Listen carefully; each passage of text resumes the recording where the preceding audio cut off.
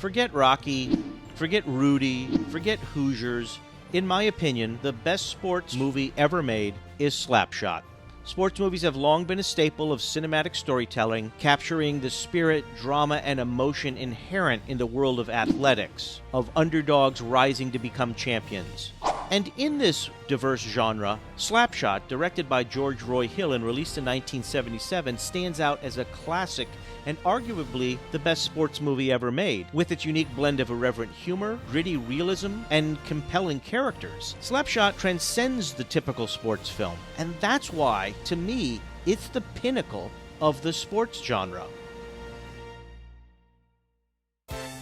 One of the key reasons why SLAPSHOT claims the title to me of the best sports movie ever made is because its subversive take on the conventional sports narrative. Rather than making the formulaic underdog story, the film explores the less glamorous side of the professional sport. The plot is very simple, but very, very important. There's a struggling minor league hockey team, the Charleston Chiefs, that doesn't really get much support from the community and doesn't really do well, and it is essentially a piece of entertainment for a factory town. Reggie Dunlop, played by Paul Newman, who is both a player and a coach for the team, discovers, in fact, that with the town factory closing, they're looking to actually sell off the team. And Dunlop doesn't want to let down his team, and I suppose for that matter, he doesn't want to let down the town. And when 3 new, unusual players are added to his roster, young kids who turn out to basically be hilariously, incredibly violent, suddenly there's a renewed fan interest in the game, and Reggie Dunlop decides to take the drastic measure to attract attention of the crowds in the stand by encouraging his players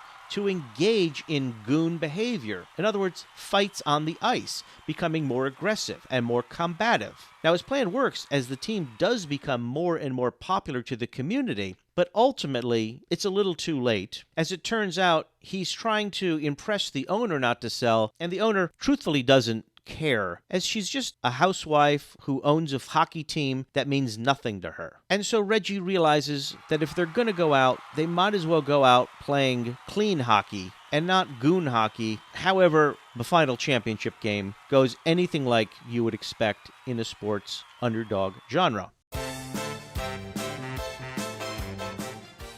At the heart of the film's success is the charisma of Reggie Dunlop, Paul Newman. The player-coach seems to walk this complex moral two sides of wanting to be the coach and be the best coach he can on a good team, but also a businessman who understands that if he can't put asses in the seats, it's not going to mean anything. He respects the game of hockey and wants a clean game, but ultimately is willing to go to desperate measures to do anything he can to save the team and to save the town and the form of entertainment that they've created. And from a human emotional level, the film feels real. You believe the layers that Reggie Dunlop and all the characters are feeling. You feel the anger that the players feel when they're being made to do a fashion show. At the same time, you feel the locker room talk when the guys go on the road trying to pick up women or talking about women in general. And while a lot of sports movies may focus on the underdog story, SLAPSHOT is funny. It's a comedy sports movie, and it masterfully blends slapstick comedies with sharp satirical wit, something that's incredibly hard to do because the players' outrageous behaviors and their brawls on the ice and their memorable one-liners are hilarious. And I could go on with talking about my favorite lines in the movie, such as Uncle Turk, and of course, putting on the foil, or even I'm looking at a fucking song! And yet all of those jokes make sense not from a cheap joke point of view, but from a character point of view, which leads me to talk about the characters.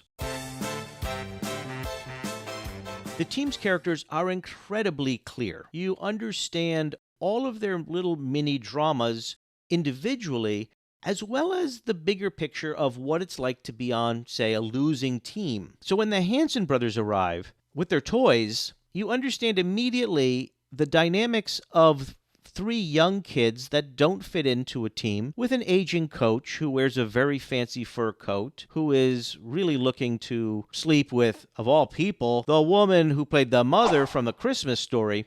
By the way, the first time I ever saw boobs. And then the twist when you realize that they are hilarious on the ice and off the ice, and the twist of the story of Reggie Dunlop finally turning towards goon mentality comes from the most unlikely of places, 3 young teens. Not only that, the rest of the team, with the exception of Ned, all quickly embrace goon mentality, loving the fact that they're considered rough, banging their bus to make it look mean, changing their name to Killer. All makes complete sense in the intense nature of hockey. Also, the on-ice action in the movie is skillfully choreographed and shot, immersing the audience in the fun, fast-paced, hard-hitting world of the sport. They use real hockey players as extras, and it feels like you're really on the ice. It feels like those characters really know how to play hockey. The film is committed to the realism, and then at the same time broadens it with absurd characters that still resonate with the world of sports, such as the organ player who gets hit in the head with a hockey puck, or the reporter who's just trying to capture the spirit of the thing. He called me a pussy and then he changed the station. And then, of course, there's the sports announcer with his wacky toupee, just trying to find a reason to keep everything that's going on interesting. Slapshot is a benchmark of sports cinema, and 50 years later, to see the movie still leaves you satisfied. Now, I would love to get into characters like goalie Dennis Lemieux, Ned, who is the one character that doesn't want to fight on the ice, Lily, Ned's girlfriend, and so many more characters. But I've saved that for another video where I talk about how the cast has changed from the day the movie was released in 1977 until today. And you can check out that video right here, as well as other videos, movie essays, documentaries that I make. I hope you'll subscribe to the channel. I hope you'll join my Patreon page. Thank you so much for watching. Have a great, great day.